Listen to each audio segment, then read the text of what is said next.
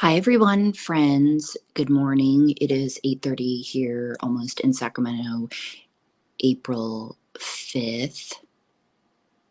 Yeah, Wednesday, April 5th, 2023. And this I've decided to put in my collection that I'm going to call Nora's Custom Peer Support Suggestions. And once again, I have to just start at this out with this episode by saying procrastination is one of the worst habits in my opinion. And that is what's going on with me. I should be recording lots more solos like this and many others, but I have not for many different reasons. Yes, I mean distractions, but even just before this, I started getting distracted listening to an old episode with Tony Blauer that I will be doing a little segment on courage. And he is one of the pioneers or experts, if you want to call him, about talking about fear and recognizing fear. Okay, so before we go into this, which actually could be applied to this little short segment, is basically what I wanted to say. This is what I'm talking about today, right now. It could be something really simple, but like I say, for some people it is not because it doesn't even come across in their mind as something to do. But in efforts in wanting to help your first responder coworkers or people that you would call or consider friend, or even it's an acquaintance, you might care about them, right? And you want to take action because perhaps in the new generation of newbies that I've noticed that you are able to speak more and communicate more. A lot of you are more aware. A lot of you are just into more, taking action. Like, what can I do? Obviously, some of this stuff is not working that's been going on in opening up lines of communication, different sorts of things, right? People show how they care in different ways. People do that. Some people do not do it at all.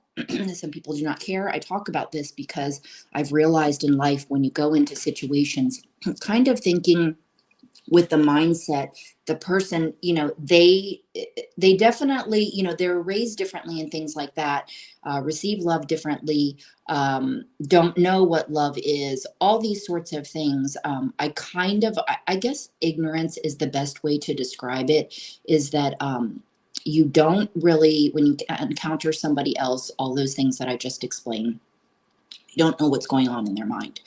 Okay, so getting to the point here, team, is that if we really documented how many times that you asked somebody after a call, a bad call, or asked them at any point during their career working day, if you ask them how they are doing, how's it going, do you want to talk about anything, or whatever it is, you can always come to me, whatever language that you're using, and they respond with the I'm good. Okay, and you notice in their behavior they are not all good. Even I use that term nowadays, and sometimes I do, I guess I should say, and maybe I am not. And so in addressing this sort of thing, I am going to use the holistic model approach, in my opinion, which is a way to open up communication, and it's just sharing love and care, and that is through touch as therapy. Okay, some people like it, some people do not. I understand that, which is why I like to open up conversation with the question. Okay, so one peer support suggestion. And yes, dudes can do this, but sometimes back in the day, masculinity and all those sorts of stuff and showing affection with another dude, is uncomfortable. We are moving past that. Okay? Because I want to help in making these sorts of things feel more comfortable to others, which is basically showing love and care. Okay? So touch as therapy. So how do I mean this after somebody says, I'm good? What,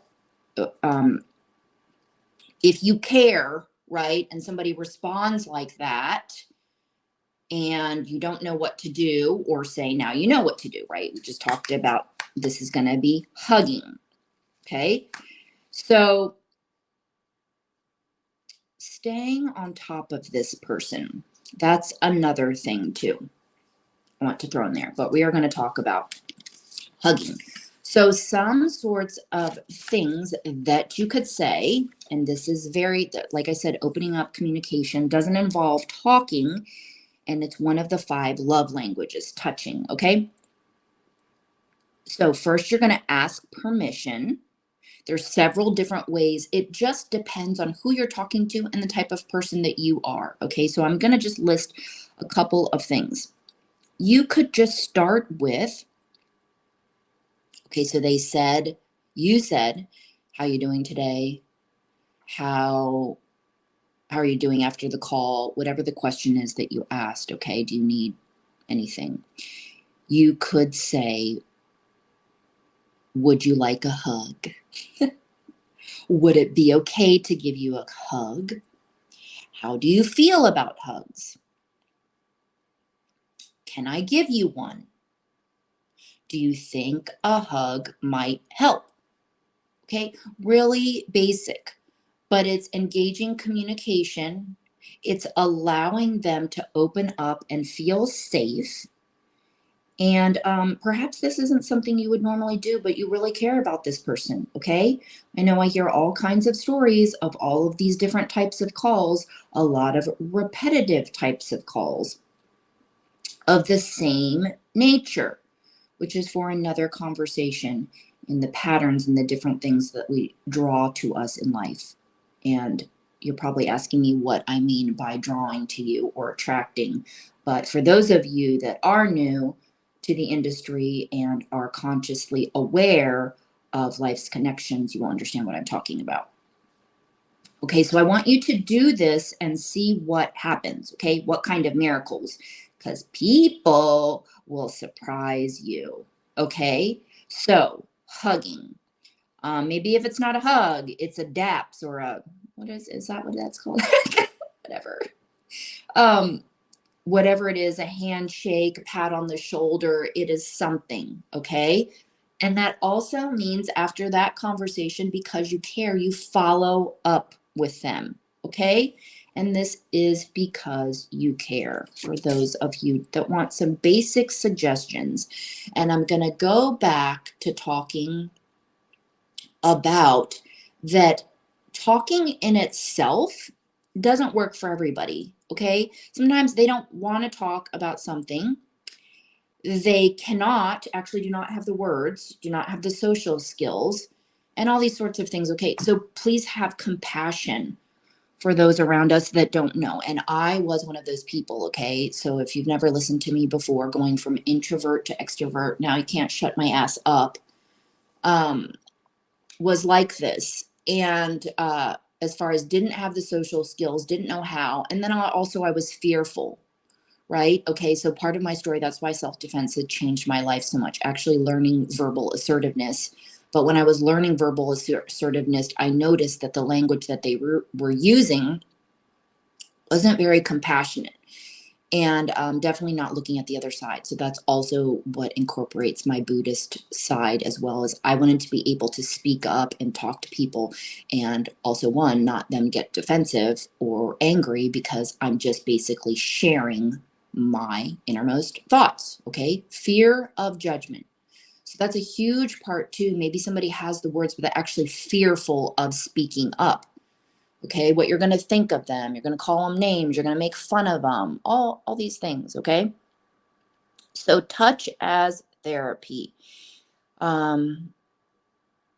So that is that. So I'm going to go ahead and end this little solo short.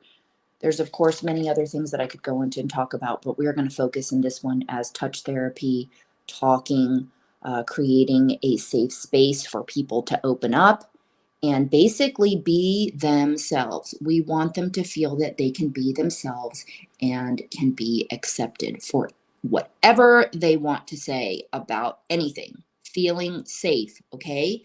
And loving unconditionally. Everybody is on their own journey. Not everybody is meant to understand another person's journey. So this is another reason why we keep things inside. And writing has been my biggest form of therapy. Okay, so maybe this gives you some ideas of different ways of how to approach your peers and another way to take action and also recommend, which is what I do, creative arts as outlets. Okay, so hopefully some of you will invite some of your people. I want to start beginning stages of Zoom calls and weekly sorts of things for anybody interested. Okay, this is Wednesday, April 5th, 2023. And for anybody listening that is interested and wants to be invited to my private Facebook page, that I try to have, not try, I aim to have the best of the best, at least mentors on there, that they might not be active, but they're accessible on there. Okay. And it's called, the private group is called Our Future's First Responders. So find me on there, Facebook. Okay. And just remember what it was like when maybe you wanted to, you had something deep inside of you that you maybe wanted to share and felt that you couldn't. And maybe you respond to touch as well. Okay. It's just a silent way of showing affection. And some people do actually like it, but there are some people that don't. And I know that from experience with doing facials and massage. There are some people that literally say they didn't like to be touched. Okay. But it is one way and it's one approach. Okay.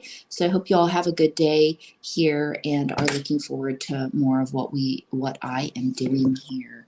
Okay, to help you all. And thank you so much again every day for what you do and all your efforts and your passion. Bye.